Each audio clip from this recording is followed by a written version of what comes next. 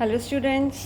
So I hope कि आपने पिछला वीडियो जो है वो अच्छे से देखा होगा, जिसमें मैंने इंट्रोडक्शन दिया था कोऑर्डिनेशन इन एनिमल्स। तो उसमें हमने कुछ स्पेशल यानी कि कुछ टर्म्स हमने पढ़ी थी, जैसे रिसेप्टर है, नर्वस सिस्टम है, स्टिमुलाई है, उसके बाद इफेक्टर है।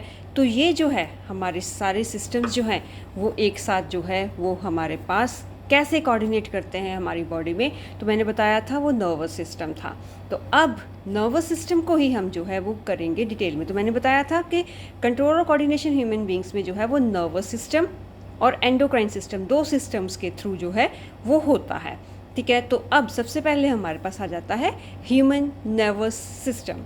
तो ह्यूमन नर्वस सिस्टम में जो है वो नर्वस सिस्टम जो है वो कैसे काम करता है कि सारी बॉडी को जो है वो क्या करता है, सारी बॉडी की एक्टिविटीज़ को कंट्रोल करता है, कोऑर्डिनेट करता है।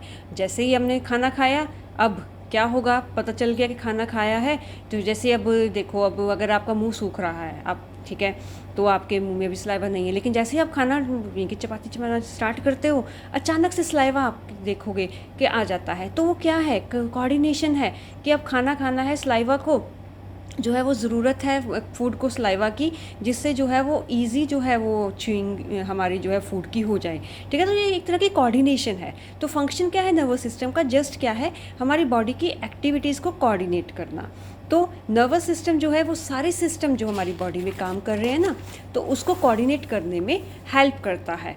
तो साथ के साथ क्या है कि हमारी बॉडी में अलग अलग जो सिस्टम्स हैं उनको कंट्रोल भी करता है। और साथ के साथ कैसे जो है, जैसे अब मैं बोल रही हूँ, रीडिंग कर रही हूँ, राइटिंग है, साइकिलिंग है, तो ये सभी कुछ जो है वो पता है कि कैसे जो है, अब साइकिलिंग है उसके लिए मसल्स की ज़रूरत पड़ेगी, तो मसल्स को जो है वो काम करना पड़ेगा, तो वो ब्रेन जो है वो मसल्स को मैसेज भेजेगा। ठीक है ना, तो कोऑर्डिनेशन है कि साइकिलिंग करनी है, डांस करना है, जिसकी भी जिस काम में ज़रूरत है, जिस सिस्टम की भी, तो ब्रेन जो है उसको कोऑर्डिनेट करते हुए, कंट्रोल करते हुए वो इन काम जो है वो हमारी बॉडी का करना स्टार्ट कर देता है। तो उसके बाद जो है ह्यूमन नर्वस सिस्टम जो है वो इन्फॉर्मेशन रिसीव करता है, कहाँ से, सराउंडिंग से। ठीक है, उसको प्रोसेस करता है, प्रोसेस मतलब कि उसको सिग्नल्स में कन्वर्ट करता है, और फिर साथ के साथ इंटरप्रेट करता है, समझता है कि अब क्या करना है इसका, और फिर रिस्पॉन्स कर देता है उसके अकॉर्डिंगली। ठीक है, तो अब सबसे पहले आता है हमारे पास यूनिट ऑफ नर्वस सिस्टम, मतलब न्यूरॉन। तो पिछले वीडियो में मैंने बताया था कि न्यूरॉन या फिर हम इसको नर्व सेल बोल देते हैं। तो नर्वस सिस्टम जो है वो हमारा किससे बना हुआ है। जैसे हमारी बॉडी का मेन सिंगल यूनिट क्या है, सेल है, बॉडी सेल्स है ना। तो ऐसे ही नर्वस सिस्टम के सेल्स को जो हम कौन से हैं, वो न्यूरॉन्स हैं, मतलब नर्व सेल है। तो नर्व सेल से ही हमारा नर्वस सिस्टम जो है वो बना हुआ है। तो न्यूरॉन क्या है, स्ट्रक्चरल और फंक्शनल यूनिट है नर्वस सिस्टम का। तो नर्वस सिस्टम जो है वो स्पेशलाइज सेल्स का बना हुआ है, जिसको हम जो है न्यूरॉन्स बोल देते हैं, या सिंपल लैंग्वेज में हम नर्व सेल्स बोल देते हैं। तो न्यूरॉन जो है वो लार्जेस्ट सेल भी है हमारी बॉडी का, मतलब कि हम सिंपल बोल सकते हैं कि इलेक्ट्रिक वायर की तरह जो है वो दिखाई देता है। न्यूरॉन में जैसे अब सेल में हमने पढ़ा था ना कि साइटोप्लाज्म वगैरह सब कुछ होता है, तो न्यूरॉन में भी जो है बेसिक्स जो सेल एनिमल सेल के पार्ट्स हैं वो सारे के सारे होते हैं, लेकिन इसमें क्या है, कुछ स्पेशल स्ट्रक्चर्स होते हैं जिससे ये दूर दूर तक जो है वो अपने मैसेजेस जो है वो कन्वे करता है, अपने मैसेजेस जो है वो भेजता है। तो न्यूरॉन जो है वो मैसेजेस सेंड करने के लिए जो है वो स्पेशल इलेक्ट्रिकल सिग्नल भेजता है, और उन इलेक्ट्रिकल सिग्नल्स को हम जो है इलेक्ट्रिकल इम्पल्सिस बोलते हैं, या फिर हम नर्व इम्पल्स बोल सकते हैं। तो ये स्ट्रक्चर आपने छोटी क्लासेस में भी पढ़ा है, 9th में भी होगा आपके पास, है ना, जब आपने सेल स्ट्रक्चर्स वगैरह किए थे। तो अब हमारे जो न्यूरॉन है, नर्व सेल है, वो 3 पार्ट्स का बना हुआ है। तो एक है हमारे पास सेल बॉडी, ठीक है, सेकंड है हमारे पास ये थ्रेड लाइक स्ट्रक्चर्स देख रहे हैं ना, तो ये हमारे पास आ गया डेंड्राइट्स, और थर्ड हमारे पास इसका पार्ट आ गया एक्सॉन। सेल बॉडी, डेंड्राइट्स, और then this is long axon. ठीक है, तो सेल बॉडी जो है वो एक टिपिकल एनिमल सेल की तरह ही होती है, जिसमें साइटोप्लाज्म भी है, न्यूक्लियस भी है। ठीक है। और आप देख रहे हैं कि कई सारे लंबे लंबे से इसमें से फाइबर लाइक स्ट्रक्चर्स निकल रहे हैं जिनको हम नर्व फाइबर्स बोल देते हैं। तो अब जो सबसे छोटा नर्व फाइबर है उसको हम डेंड्राइट्स, ये जो पतले पतले से हैं आप देख रहे हैं ना, तो ये डेंड्राइट्स हमारे पास हो जाते हैं। और जो सबसे लंबा फाइबर होगा सेल बॉडी का, सबसे लंबा फाइबर है, उसको हम एक्सॉन बोल देते हैं। तो एक्सॉन में देखो आप स्पेशल एक कवरिंग सी आप देख रहे हो, है ना, एक आउटर लाइनिंग सी देख रहे हैं ना, तो इसको हम जो है वो इनकी इंसुलेटिंग कवरिंग है ये, जिसको हम माइलिन शीट बोल देते हैं। ये प्रोटीन्स और फैट्स की बनी होती है, ठीक है। और फिर आप देख सकते हैं कि इसके एंड में भी जो है नर्व एंडिंग्स हैं ये, इसमें भी जो है वो थ्रेड लाइक स्ट्रक्चर्स हैं। तो अब कैसे जो है मैसेजेस पास ऑन होते हैं इसमें, द मैसेजेस जो इसमें से न्यूरॉन में से ट्रांसमिट होंगे वो किस फॉर्म में होंगे, वो पहले ही बता के हटी हूँ, इलेक्ट्रिकल इम्पल्सिस के फॉर्म में, जिनको हम नर्व इम्पल्सिस या फिर हम सिंपल इम्पल्सिस भी बोल सकते हैं।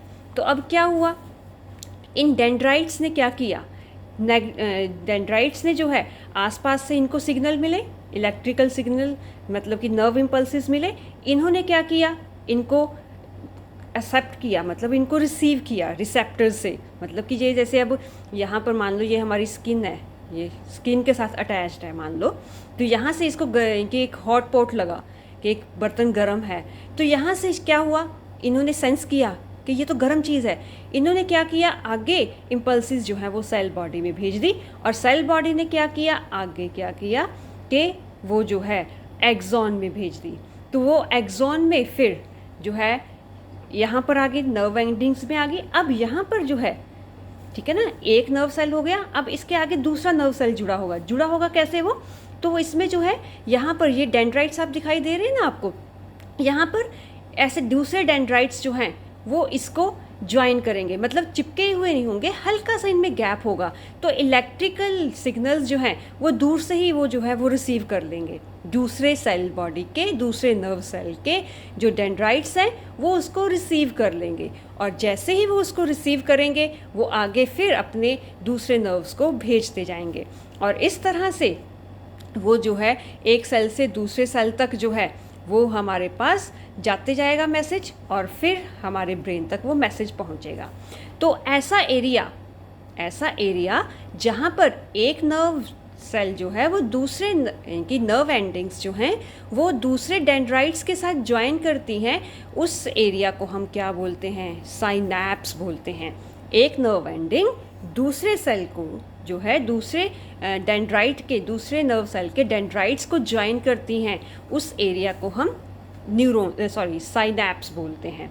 तो न्यूरॉन्स हमारे पास जो है वो 3 तरह के आते हैं, एक आ गया सेंसरी न्यूरॉन, दूसरा आ गया मोटर न्यूरॉन, तीसरा आ गया रिले न्यूरॉन्स। तो सेंसरी न्यूरॉन्स क्या है, सेंसरी न्यूरॉन्स जो हैं वो सेंसरी सेल्स हैं, मतलब रिसेप्टर्स सेल्स हैं जो कि ट्रांसमिट करते हैं हमारे जो यहाँ पर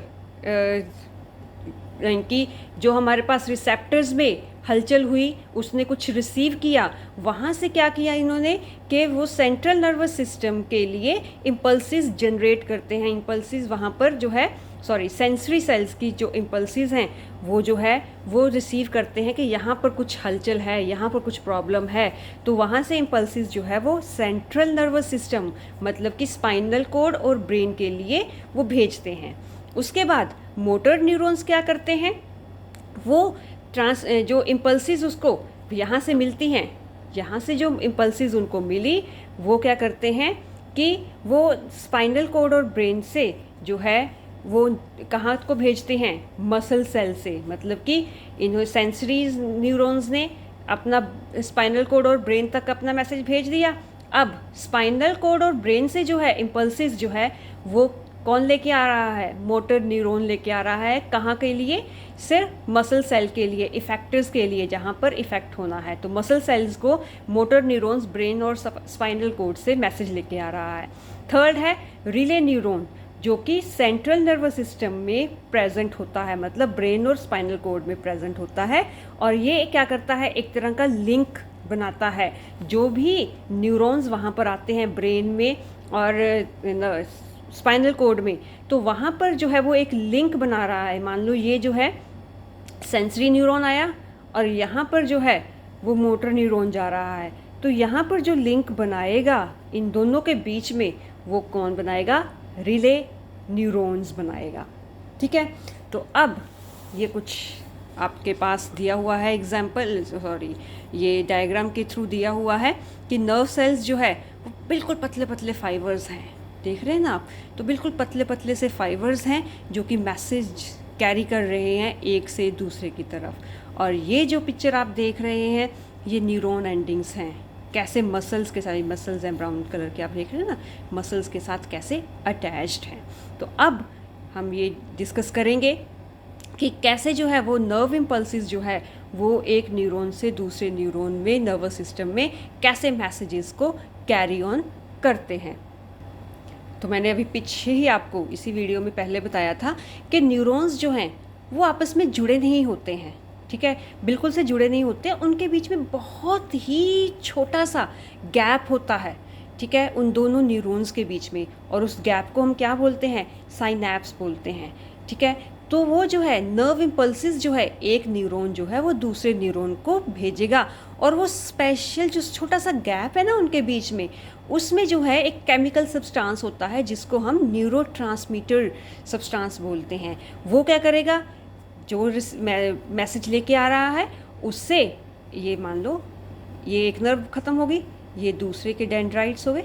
ठीक है, जुड़े तो नहीं है ना आपस में, तो यहाँ पर ये न्यूरोट्रांसमीटर सब्सटेंस होगा। इससे जो है यानी कि नर्व एंडिंग से वो इलेक्ट्रिकल पल्सेस जो हैं इस यहाँ पर पास ऑन होंगी इस न्यूरोट्रांसमीटर में, और फिर ये न्यूरोट्रांसमीटर क्या करेगा? अपना उस मैसेज को डेंड्राइट्स, अगला सेल जो नर्व सेल है उसके डेंड्राइट्स को पास ऑन कर देगा। ठीक है, तो अब इस जो गैप को, ये जो गैप है जहाँ पर न्यूरोट्रांसमीटर भी है, नर्व एंडिंग है और डेंड्राइट्स है दूसरे सेल की, उस गैप को हम क्या बोल देते हैं? साइनैप्स बोल देते हैं। तो साइनैप्स क्या करता है? न्यूरॉन्स को एक तरह से कनेक्ट करता है। कनेक्ट एक्चुअल में नहीं कनेक्ट करता, लेकिन उनके बीच में एक लिंक जो है वो इस साइनैप्स में ही बनता है। तो एग्जांपल इसमें जैसे बताया है कि एक नर्व ए है और दूसरी नर्व ये बी है हमारे पास। ठीक है, तो अब ए जो है वो सेंसरी न्यूरॉन है, मतलब मैसेज लेके आ रहा है।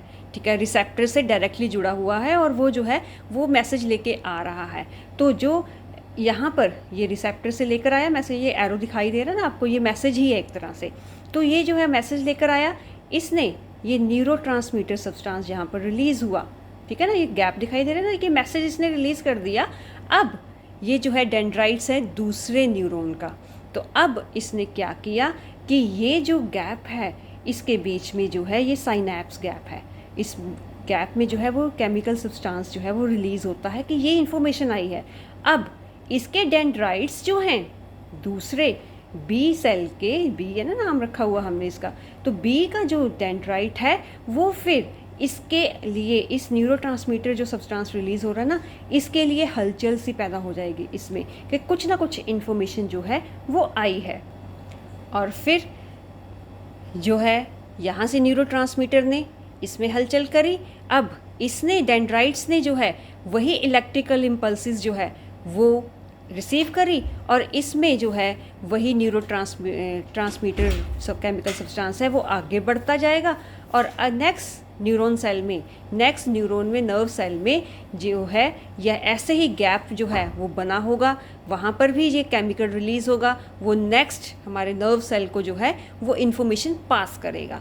तो इस तरह से फिर इनकी इलेक्ट्रिकल इम्पल्सिस की फॉर्म में जो है रिसेप्टर्स से हमारे सेंट्रल नर्वस सिस्टम मतलब ब्रेन या स्पाइनल कॉर्ड तक जो है वो हमारा मैसेज जो है वो पास ऑन होता है। और इस तरह से हमारा मैसेज कोई भी, चाहे टेस्ट के लिए है, चाहे साउंड के लिए है, जिस मर्ज़ी के लिए भी है, तो मैसेज जो है वो इफेक्टर तक पहुंच जाता है। तो साइनैप्सिस जो है वो क्या करते हैं, एक तरह से वॉल्व का काम करते हैं। वॉल्व मतलब दरवाजे का काम करते हैं, जो कि एक तरफ को ही चलता है, मतलब act like one way valve, कि एक तरफ कोई, के रिसेप्टर से वो रिसीव करेगा और फिर सेंट्रल नर्वस सिस्टम में उसको भेज देगा, ठीक है। तो केमिकल सब्सटेंस जो है वो एक तरफ से ही चलेगा, जैसे अब ये एरो है तो इस तरफ को ही चलेगा, ये नहीं है कि इस तरफ से भी आना शुरू हो जाएगा, नहीं, इस तरफ से जो है वो क्या आएगा, हमारे पास मैसेज आएगा, और वो कौन लेके आएगा, हमारे मोटर न्यूरॉन्स लेकर आएंगे।